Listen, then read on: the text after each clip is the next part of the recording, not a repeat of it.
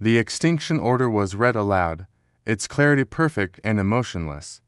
Species designation: human. Threat classification: existential. Resolution: total erasure. Across the Galactic Council chamber, representatives from 1,000 civilizations watched as the red sigil ignited above Earth's star system. Once lit, that sigil had never been extinguished, not once in recorded galactic history. Humanity had been judged. To the galaxy, we were a paradox. Too violent for peace treaties, too stubborn for compliance, too adaptable for containment. Wherever humans went, borders shifted. Old powers fell. They called it instability. We called it survival. The order went out instantly. Automated fleets awakened from millennia of sleep. Planet cracker cannons aligned. Sterilization protocols initialized. The galaxy didn't wage wars anymore. Wars were inefficient. Extinction was cleaner. By their calculation, Earth had 12 standard hours before its skies would burn. No one expected a response.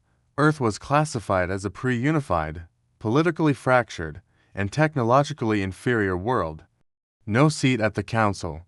No vote. No warning. Just a sentence.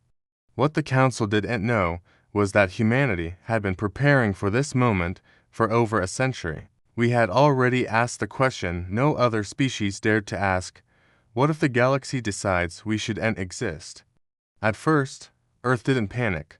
No screaming broadcasts, no riots, no prayers to silent gods. Instead, old systems came online, systems the galaxy never saw because they were never meant to. Deep beneath Earth's crust, doors sealed for the first time since they were built. Orbital platforms once listed as decommissioned powered up, shedding decades of camouflage. The moon's far side stopped pretending it was empty. And every human military network received the same three-word message: Contingency Eden, active. The first galactic fleet arrived exactly on schedule. Thousands of vessels materialized in Earth orbit, weapons primed to sterilize a planet they considered already dead. They never fired, because Earth fired first. Not with planet crackers or star lances, but with something the galaxy had long ago abandoned: unpredictability. Human kinetic kill vehicles, simple metal rods accelerated to impossible speeds punched through shield matrices optimized for energy weapons.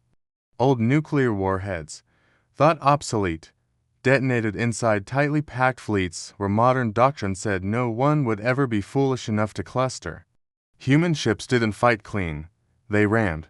They detonated reactors on purpose. They used decoys crewed by AIs programmed to scream panic across open channels. Within 6 minutes, the galaxy lost more ships over Earth than it had in the previous 500 years. The Council was stunned. This wasn't defense. This was preparation. Then came the second shock. Humanity didn't just defend Earth. We counterattacked, hidden jump gates illegal, unstable, and utterly insane by galactic standards open near Council core worlds. Not with invasion forces, with messages. Every major species received the same transmission, translated perfectly: you have mistaken restraint for weakness. We do not seek dominance. We seek distance. But if extinction is your answer, then understand this: we will not die quietly. We will not die alone. To drive the point home, we did something no species had ever done. We destroyed one of our own colonies, on live transmission. A human governor spoke calmly as evacuation ships vanished into hyperspace. This world is lost, she said, and we choose how. The planet detonated not from enemy fire, but from human-built failsafes buried deep in its mantle. The message was unmistakable: if we must burn, we will burn on our own terms. The galaxy hesitated. That hesitation saved humanity. Because extinction protocols relied on certainty, on fear, on obedience to precedent, and humans shattered all three. Analysts recalculated probabilities. Strategists realized that exterminating humans wouldn't be a campaign.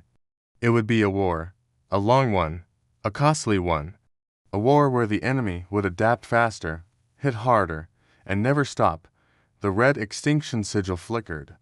For the first time in galactic history, an extinction order was suspended mid-execution, not revoked.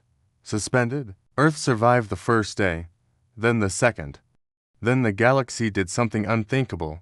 They opened negotiations. Years later, historians would argue whether humanity won that confrontation. Humans disagreed. We hadn't won. We had simply refused to disappear. And in a galaxy built on fear of chaos, that refusal changed everything. Because from that day forward, every civilization remembered one truth. When the galaxy gave an extinction order, Earth had other plans.